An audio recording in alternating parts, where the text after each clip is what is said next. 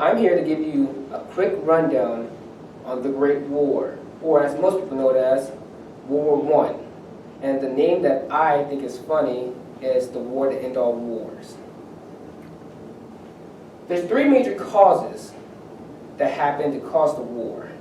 The first is the death of the Archduke Ferdinand.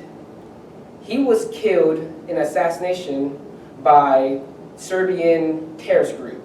The terrorist group originally failed their attempt at killing him, but his driver, the Archduke's driver, he made a wrong turn and ended up landing right in front of one of the guys that was a part of the terrorist group, and they ended up shooting him and killing him and his wife, and injuring other people in the car with him. The second one is the lack of laws, international laws, to say they can't do certain things.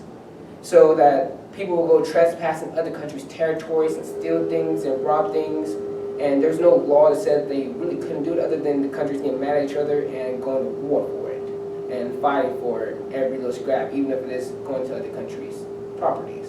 And so there's no set boundaries that said the countries can't do anything, per se. The last is that they made these pacts that would defend themselves. So like Austria-Hungary made a pact with Germany so that if they go into war with Germany has to go in war with them. That's what the mutual alliance did, the defense alliance did. The reason why this is significant is because Serbian people, after they realized that a terrorist group in their country went over there and did the crimes that they did, Austria-Hungary's nation was pissed off. They were so mad that they were talking about going to war with Serbia, so Serbia in response decided to declare war on them first. Don't know why that makes sense, but they did. And they asked Russia to hop on their side.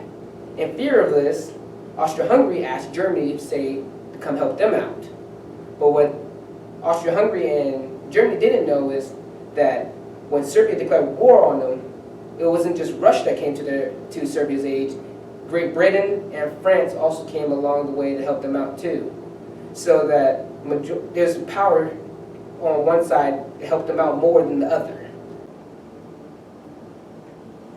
What it was like living through World War I. The trenches. The trenches were these dug up, deep in ground places where soldiers lived. These places were very dangerous just to live in, period, because artillery would just come and mow them down from a distance, or of just diseases and rats, who would either kill them or eat them alive because they were so weak because they were not fed well enough.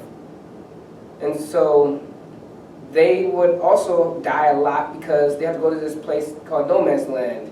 But to get through No Man's Land, you have to go through thick barbed wire, which will cut off your limbs and stuff like that if you don't go through it properly anyways. And some of them weren't trained properly because they're rushed out to go to war. So that they sometimes lose people just getting stuck in the barbed wire.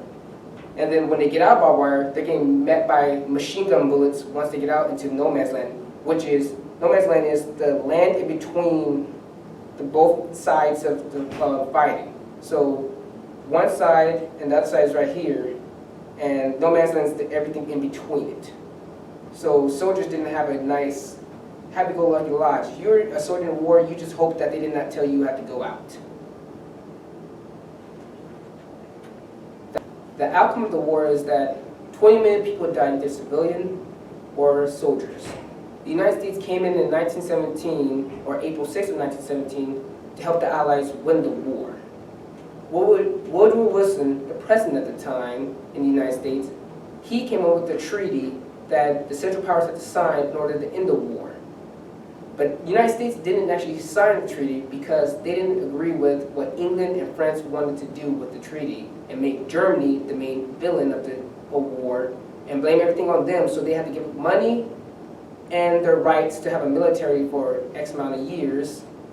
And the United States didn't want them to feel like they're belittled and feel like they're useless, so that they didn't come back and cause another war in the future. And that's really it about the history of the war. And these are my sources that I use to make this.